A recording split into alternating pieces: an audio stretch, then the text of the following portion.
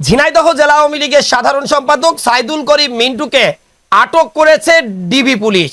ঢাকার ধানমন্ডি থেকে কিছু সময় আগে ডিবি পুলিশ তাকে আটক করেছে। কেন আটক করেছে তা হয়তো বুঝে গিয়েছেন। ডিবি পুলিশ গত কয়েকদিন ধরে বলছিল যে কলকাতা থেকে এমপি আনারকে প্রাণনাশ করার পর শিমুল এই গ্যাসবাবুর ফোনে আসলে ছবি পাঠান যে ঝিনাইদহের এক প্রভাবশালী আওয়ামী লীগ নেতার কাছে এই ছবিটি পাঠানোর জন্য গ্যাসবাবুর কাছে পাঠানো হয়, যাতে তিনি নিশ্চিত করে দেন যে এমপি আনারুল আজিম আনারকে হত্যা করা হয়েছে বা প্রাণনাশ করা হয়েছে।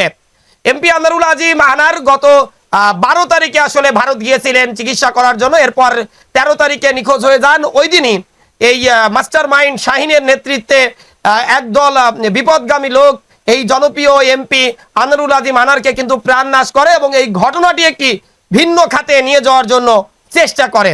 কিন্তু ঘটনার ভিতরেও যে ঘটনা থাকে সেটি কিন্তু অনেক সময় আমরা বুঝতেই পারি না।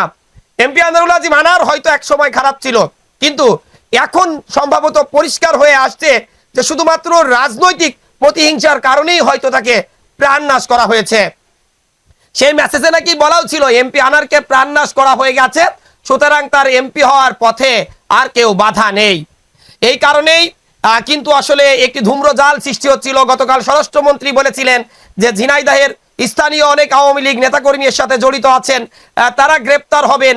কিন্তু এত তাড়াতাড়ি জেলা আওয়ামী লীগের সাধারণ সম্পাদক সাইদুল করিম মিন্টু তিনি গ্রেপ্তার হবেন বা আটক হবেন সেটি কিন্তু আসলে জানাই যাচ্ছিল না। কিন্তু পুলিশের পক্ষ থেকে আনুষ্ঠানিকভাবে না জানালেও বাংলাদেশের প্রায় অধিকাংশ গণমাধ্যমে এই মুহূর্তে ব্রেকিং নিউজ চলছে কিন্তু, এবং বাংলাদেশ প্রতিদিন তাদের একটি লিড নিউজ চেপে দিয়েছেন যে এমপি আনারুল আজিম আনারের প্রাণনাশের ঘটনায় ঝিনাইদহ জেলা আওয়ামী লীগের সাধারণ সম্পাদক সাইদুল করিম মিন্টু তাকে আটক করেছে ডিবি পুলিশ। ঢাকার ধানমন্ডি থেকে তাকে আটক করা হয়েছে, এক কেন্দ্রীয় নেতার বাসার আশেপাশে থেকে এমনটি কিন্তু আসলে জানা গেছে। তবে সবথেকে বড় কথা এই যে সাইদুল করিম মিন্টু তিনি যে আটক হয়েছেন এই খবরে এই টক অফ দ্য টাউন কিন্তু এই আলোচনা হচ্ছেন। তিনি কিন্তু ঝিনাইদহের একক রাজা হিসাবে পরিচিত ছিলেন, প্রভাবশালী এক সাম্রাজ্যের মালিকও তিনি ছিলেন এটি বলাই যায়। তবে তার আটকের খবরে যেমন রাজনৈতিকের প্রতিপক্ষদের মাঝে একটি আনন্দ বইছে বলা যায়, আবার তার নিজ দলের কর্মীরা কিন্তু মিশ্র প্রতিক্রিয়া জানাচ্ছেন এবং তারা ব্যথিত হয়েছেন। এই সাইদুল করিম মিন্টু কিন্তু জনপ্রিয় ছিলেন বেশ অনেক, তার যেমন নাম সুনাম সবকিছুই ছিল। তবে এই যে গ্যাসবাবু আটকের পর থেকেই কিন্তু সাধারণ মানুষ আলোচনা করছিলেন যে হয়তো ঝিনাইদহ জেলা আওয়ামী লীগের সাধারণ সম্পাদক সাইদুল করিম মিন্টু এই বিষয়ে আটক হতে পারেন। তবে সর্বশেষ খবরের যে আপডেট আমাদের কাছে এসেছে,